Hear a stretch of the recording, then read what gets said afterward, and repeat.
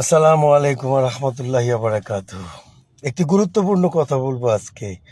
সেটা হচ্ছে যে বাংলাদেশের যে ইসলামিক জোট 11 দলীয় যে জোটটা ছিল, সেই জোট থেকে ইসলামী আন্দোলন বাংলাদেশ অর্থাৎ হাত পাকা চরমনায় পীর সাহেব আহ, বেরিয়ে গেছেন এবং সেখানে মৌলিকভাবে যে আমরা অমীমাংসিত বিষয়টাকে হাইলাইটস করতে শুনেছি এবং দেখেছি, সেটা হচ্ছে যে তারা ভাগ বাটোয়ারায় অর্থাৎ সিট বন্টনে, আসন বন্টনে, এবং আমি জানি না তথ্যটা ঠিক হয়েছে কিনা বা সঠিক কিনা, যে তারা প্রাইম মিনিস্টার এবং স্বরাষ্ট্র মন্ত্রণালয়ের হোম মিনিস্টার, এই দুইটা মিনিস্ট্রি তারা চেয়েছিলেন অগ্রিমভাবে। যাই হোক, ইটিসি এই সমঝোতা ভেঙে গেছে, 11 দল 10 দল হয়েছে। এটা কিন্তু আসন ভাগাভাগি সমঝোতার কারণে। এখানে ইসলাম আসেও নাই, যায়ও নাই। ইসলামের জায়গায় ছিল, এখানে আসন বন্টন অর্থাৎ স্বার্থ সংশ্লিষ্ট ব্যাপারগুলো সামনে এসেছে। সেক্ষেত্রে তারা বেরিয়ে যাবে। তারা যতগুলো আসন, 300 আসনে যদি তারা নমিনেশন দেন, দিতে পারেন, এটা তাদের ব্যাপার। কিন্তু এখানে বিষোদ্গার কেন, এখানে অভিযোগ কেন এবং দোষারোপ কেন? এখানে দোষারোপের তো কিচ্ছু নাই, কারণ আপনাদের স্বার্থ সংশ্লিষ্ট ভাগবটারা হয়েছে। এখানে ইসলামের কোনো আসেও নাই, যায়ও নাই। হ্যাঁ, আসতো যেত যদি আপনারা ঐক্যবদ্ধ থাকতেন, একটা বাক্সে এই সব ভোট কাস্ট হতো, তখন একটা ইসলামিক মুভমেন্টের আশা করা যেত। এখনো যায়, কারণ এটার মালিক তো আল্লাহ। আল্লাহ বলবেন যে এটা মানে ইসলামী শাসন দিবেন কি দেবেন না, তবে প্রচেষ্টা অব্যাহত থাকবে সবার। তো বিষোদ্গার করছেন কেন? আর আপনাদের রাজনৈতিক এই অভিজ্ঞতা তো সেই 1987 সাল থেকে মাত্র। জামাত তো সেই ইংরেজ আমল থেকে এই তৈরি। তাদের সাথে আপনাদের তো একটু পার্থক্য থাকতে হবে। আপনাদের ভোট শুনেছি 3% সমগ্র বাংলাদেশে, আর জামাতের হয়তো 14-15% হতে পারে। তো উভয়েরই যদি ডবল বাড়ানো হয়, বাড়ে যদি ভোট ব্যাংক, তাহলে ইসলামী আন্দোলনের 3 থেকে 6 হবে, আর জামাতের 15 থেকে 30 হবে। যাই হোক, তো সমীকরণ হচ্ছে যে আপনাদের ভাগ বাটোয়ারা মেলেনি, তাই আপনারা বেরিয়ে গেছেন। এখানে বিষোদ্গার করবেন না।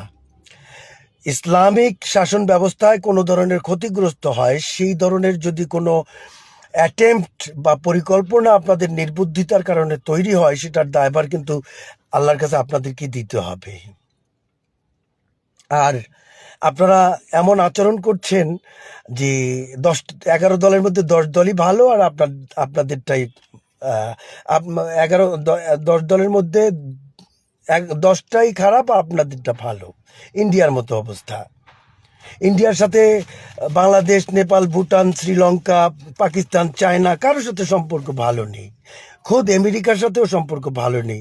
এখন যদি ইন্ডিয়া দাবি করে যে সেই একমাত্র সঠিক, আর এই যে 7-8টা রাষ্ট্র তারা ব্যাঠিক এবং তারা ভুল পথে আছে, এটা কি জগৎ মানবে?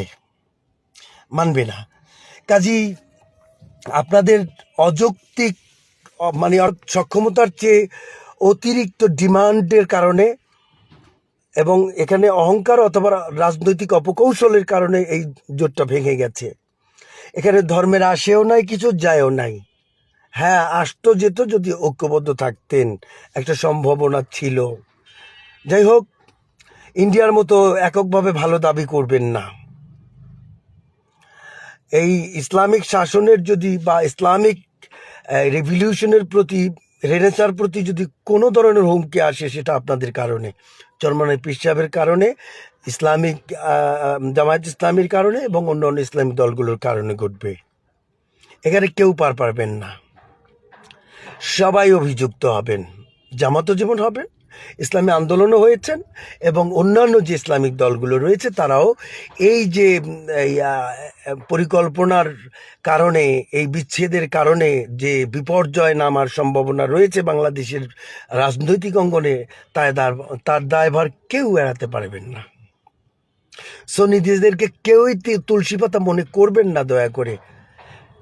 জাজমেন্টে আসুন, বাস্তবতায় আসুন, সক্ষমতার উপরে ডিপেন্ড করে আপনারা ভাগ বাটোয়ারা করুন। এখন যদি জামাত আর বিএনপি যদি কখনো জোট হতো, বিএনপি কি জামাতকে এই 50 আসন দিত? তার সেটার ব্যাপারেও সন্দেহ ছিল, অনেক কষ্ট হতো দর কষাকষিতে। আর আপনারা কি করে এই এত বড় ডিমান্ড করেন? একটু তুলনামূলক জায়গায় আসেন, ষড়যন্ত্র কইরেন না, তাতে অল ওভার ধর্মের লস হবে, এদেশের লস হবে। কারণ এদেশটা 90% মুসলিম রাষ্ট্র।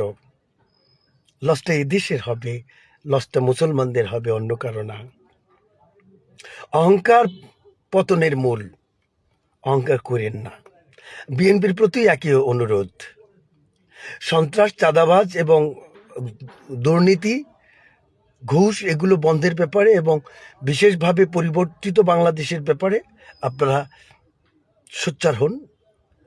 মত পার্থক্য থাকবে, কিন্তু অহংকার করবেন না। অহংকার পতনের মূল, অহংকার পতনের মূল, অহংকার পতনের মূল। আসসালামু আলাইকুম ওয়া রাহমাতুল্লাহি ওয়া বারাকাতুহু।